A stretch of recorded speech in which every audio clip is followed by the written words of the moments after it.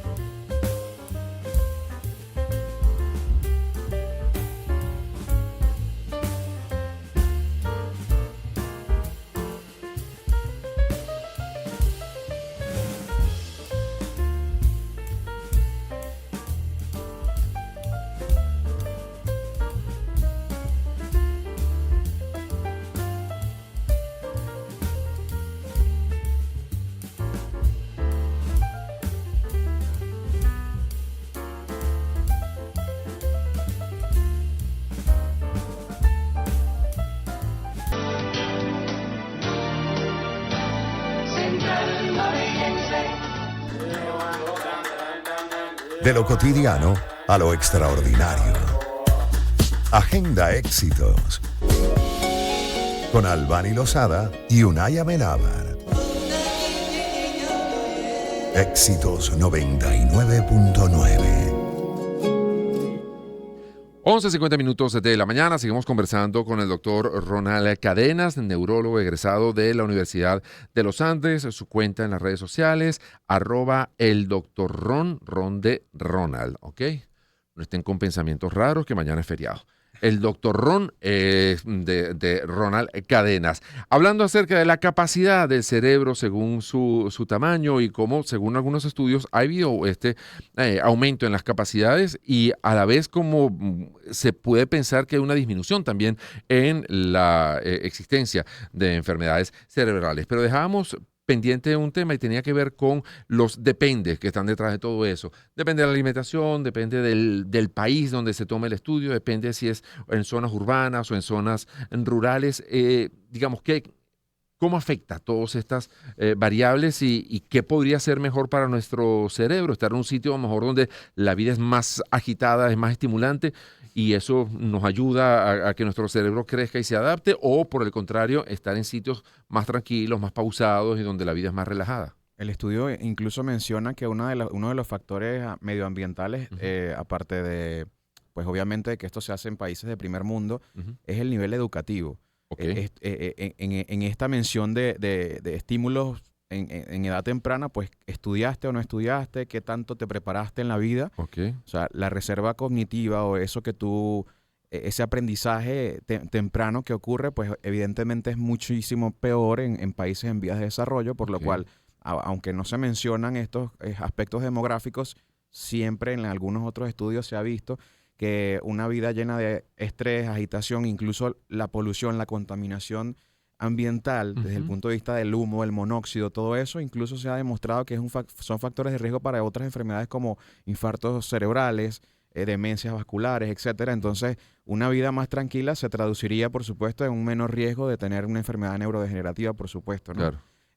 Son factores protectores estar digamos, en una rutina un poco más pausada, menos contaminación, un poco de mejor gestión de estrés, que no es la norma. Y no podríamos pensar también que tal vez al haber más tranquilidad y también menos estímulo y por lo tanto ese crecimiento no se da con el mismo ritmo que en aquellos ambientes donde la cosa es un poco más agitada. Y de hecho al cerebro le encanta estar en una estructura donde quizá muchas veces la presión es el común denominador, Claro. y el poder utilizar esas funciones cognitivas no va a ocurrir en un ambiente que esté 100% tranquilo, donde tú no puedas ejercitar la mente o... No, porque muchas veces incluso recomiendan aprende un nuevo idioma o hacer juegos numéricos, hacer juegos de memoria. O sea, someter a un cierto nivel de estrés al cerebro para que se mantenga como Yo creo que activo, todo ¿no? es cuestión de equilibrio. O sea, tratar de equilibrar obviamente hacen falta muchos más estudios para saber cuál es la población ideal y cuál es porque siempre uno no puede traspolar pues una población europea a una población latinoamericana, Claro. donde culturalmente, cognitivamente, genéticamente, medioambientalmente hay muchas diferencias y a veces muchas brechas. Entonces creo que hace falta un poco más de investigación, pero definitivamente es cuestión de equilibrarse. Claro. O hay países tal vez donde estoy pensando ahora, por ejemplo, que vemos las imágenes de la guerra en el Medio Oriente, pero oye, por lo menos en los últimos 60 años de vida, que son los que he vivido, esos países permanentemente han estado como en guerra. Entonces, tienen que tener un ritmo de vida y unos estados de alerta muy distintos a otras sociedades donde la cosa es como mucho más estable, mucho más tranquila, donde no hay esos sobresaltos permanentes. Eso al final termina siendo también determinante para cómo se van generación tras generación desarrollando esos cerebros. Totalmente, porque fíjate que el estado de alerta que establece que dentro de tu cuerpo, al estar estresado y en un estado porque generalmente cuando uno está estresado, cuando estás asustado, habitualmente no estando en guerra, en este ejemplo que estás colocando, pues hay una serie de químicos que se producen o que están en el torrente sanguíneo, como el cortisol, y te preparas para una huida que en la mayoría de los casos es algo que quizá no existe, pero en el caso de estos países que están constantemente en conflicto, pues sin duda alguna la amenaza es existente, es tangible. Entonces se ha determinado incluso que una presencia de cortisol de manera sostenida en el tiempo, un paciente que está estresado en el tiempo, se ha visto que se ha adelgazado incluso el volumen de estructuras como el hipocampo, que Ok. antes veíamos que, bueno, por este tema del estudio que estamos revisando, pues bueno, digamos que estaban un poquito menos delgadas, pero ahora con un estrés prolongado, por supuesto, a largo plazo, vas a tener entonces una memoria muchísimo más limitada, una función cognitiva muchísimo más precaria. Y se ha visto que sí, que el cortisol en sangre en altas concentraciones, quizá no es la concentración, sino el tiempo. Ok. Quizá no es el nivel de estrés, sino el tiempo en el que tu nivel Exacto, de la alerta va a permanencia, permanecer. Entonces ahí, pues obviamente sería interesante saber qué fenotipo o qué tipología de estructura cerebral tienen estas personas, obviamente, Y eso ¿no? se hereda, o sea, digamos, eso es acumulativo generación en generación, o todos empezamos de cero. O sea, cada vez que nace un bebé, él empieza de cero y no importa las condiciones que hayan traído sus padres Sí, o sus siempre abuelos. hay algo que pudiera estar relacionado, claro, a tu ADN, Sí, a tu genética, pero sin duda alguna, lo que tú, digamos, el factor medioambiental es importantísimo. ok. O sea, dónde estés tú va a determinar mucho cómo desarrollas tus funciones cognitivas. Todo lo que te den cuando en tus infancias, en tu Ujú. primera infancia, etcétera, en la adolescencia, lo que tú aprendas cuando ya eres adulto, e incluso cuando sostienes tu parte cognitiva siendo adulto, cómo gestionas tú ese estrés, cómo Claro, gestionas tú el vivir de acuerdo a lo que te gusta, lo que haces, etcétera, va a ser determinante. Siempre es que el cerebro no cambia, claro, no es un modelo que te viene como un vehículo. claro. O sea, se puede modificar hasta el último día de tu vida. Ok. Eso es la neuroplasticidad, que es Ujú. la capacidad de que tienen las neuronas digamos, de conectarse con otras y mejorar funciones. Sin embargo, entiendo que los primeros años son Sí, fundamentales, eso hasta la adolescencia. Muchas veces uno mismo lo dijo 1000 veces, ¿y para qué me va a servir esto? ¿Para qué me va a servir, no sé, aprenderme los logaritmos neperianos y cómo calcularlos? Bueno, eso te está ayudando a pensar. Eso no sé si a la hora de ir al mercado te va a servir para algo, claro, o eso le va a servir solamente a los ingenieros, sí, porque yo quiero estudiar derecho, sí, bueno, pero eso te está ayudando a crear una estructura de pensamiento que luego va a ser útil en claro. otras áreas de tu vida, o por lo menos para tener ese cerebro permanentemente a tono, digamos, Claro. para poder enfrentar distintas realidades, Y ¿no? antes se pensaba que estos mecanismos de neuroplasticidad eran hasta determinada edad. Exacto. O sea, que el cerebro se desarrollaba hasta Hasta una edad los específica. 25, hasta los De- 28 años y ya a partir de ese momento empezaba a envejecer Claro, y a digamos que sí descomponerse, hay ¿no? un punto de corte en el cual tú dices, bueno, ya este volumen, este peso, Sí. en cuanto a física, pues Ujú. ya es este tamaño el que va a tener la persona hasta que muera, pero hay un proceso de envejecimiento donde se va reduciendo progresivamente el tamaño de ciertas estructuras, pero esa capacidad que tienen las neuronas de generar conexiones con otras, Sí. eso es hasta el fin. Ok. O sea, eso no deja Y de yo ocurrir. recuerdo cuando uno estudiaba anatomía, lo que uno podía ver en bachillerato fue hasta ese momento que estudié algo que tuviera que ver con anatomía, estudiando el sistema nervioso, como que era importante como las circunvoluciones que tuviera el cerebro, ¿no? La cantidad de eso de despliegue. ¿Eso varía, eso se altera a lo largo del tiempo o no? ¿Eso es una estructura que viene ya No es así? estático, no es Ok, estático. De hecho, bueno, hay algunas condiciones en las cuales no está esa estructura normal, que es sí, una estructura que, bueno, que se ha visto que si la pliegas es muy grande. sí, O sea, si te imaginas que el cerebro lo transforma en un tapete, en ok, una alfombra, es muy grande, ¿no? ok, Y de hecho eso era algo que medían en el estudio, es la superficie, no solo el hipocampo y materia gris y blanca, sino que medían la amplitud de la superficie cerebral, ok. de la corteza, pero no es algo que se mantiene estático. Hasta cierto punto llega un punto de corte de crecimiento, pero con el tiempo, Ujú. fisiológicamente, va involucionando. Ok, O sea, se va poniendo como más profundo el surco, como más delgada la corteza, ok, pero eso no significa que la persona que esté envejeciendo tenga que sí o sí tener un deterioro cognitivo, ok. o que un paciente adulto mayor es sinónimo de demencia, o que un paciente que está viejo tiene que tener un problema de memoria. No, Eso eso va a no, depender entre otras cosas, del estilo de vida que su haya estilo de vida, sus llevado. comorbilidades o enfermedades Ok. asociadas, etcétera, genético, cosas que Incluso hasta haya, la vida social que la vida tenga, los social que tenga, amigos, las claro. amigas que pueda tener. Pero no Eso. es, y siempre defendemos eso de que Sí. no, adulto mayor no es sinónimo de demencia. Hay también como un debate sobre, un debate, o por lo menos un comentario, que bueno, era con el uso de tantas tecnologías y donde ahora, sobre todo los muchachos, la gente joven, pues no necesita saber y no busca en libros. Hace poco hacíamos un programa acerca de justamente que en Suecia habían resuelto volver a los libros, que los muchachos no buscaran tanto la información a través de teléfono, de tablet, tal, sino que volvieran al libro de papel para buscar el conocimiento. Y se pensaba que, bueno, que el uso de la tecnología va en detrimento de la calidad de nuestro cerebro o de nuestra capacidad de pensar y de resolver problemas. ¿Eso se ha demostrado, digamos, desde el punto de vista del estudio neurológico? Dependerá del contenido que consumas, evidentemente, y el tiempo que pases. Claro. Yo creo que en asociación al tiempo de exposición a pantalla se han visto estudios en los que quizás no es la propia exposición, que sí han habido asociaciones a, por ejemplo, alteraciones de los relojes biológicos, Ok. de cómo se estructura ese inicio de, digamos, de secreción de melatonina, de que voy a dormir, cuántas horas, Ok. generalmente siempre son horas nocturnas en las que pasan las personas en el teléfono. Ujú. Pero más que todo se ha asociado es al hecho de estar sentado en el teléfono, Ok. en el sedentarismo, en evitar el socializar, el hacer actividad Ujú. física, practicar algún deporte, etcétera. Pero yo creo que siempre va a depender del contenido, porque Claro. la tecnología te acerca a quizá cosas que antes tal vez solo los libros no te daban, y tú puedes acceder a bibliotecas, Claro. información de primera, pero siempre va Y a lo vas a depender. hacer mucho más rápido, Y lo vas a haces tener mucho mucha más más rápido. información, entonces a lo mejor no utilizas, digamos, a lo mejor vas perdiendo ciertas habilidades, pero estás ganando otras muchas, y tal vez allí se va logrando como una especie de equilibrio entre una cosa y otra, ¿no? Claro. Oye, qué interesante, qué bueno todos los comentarios, toda la información que compartió con nosotros el doctor Ronald Cadenas. Él es neurólogo, egresado de la Universidad de los Andes, uno de los maravillosos médicos que tenemos en nuestro país, de facultades realmente estupendas en Venezuela. Su cuenta en las redes sociales, @eldoctorron. Si ahí quieren hacer alguna consulta, algún comentario o simplemente revisar la información que él pueda ir poniendo allí, pues la ponemos a su orden. Gracias, doctor. Gracias a Y ustedes estamos por la pendientes de invitación. cualquier otro tema Gracias, que claro. surja con relación a este tema. 12 en punto, hacemos la pausa y ya venimos con mucho más de Agenda Éxitos. ¿Cuándo disminuye realmente la fertilidad en las mujeres? Un nuevo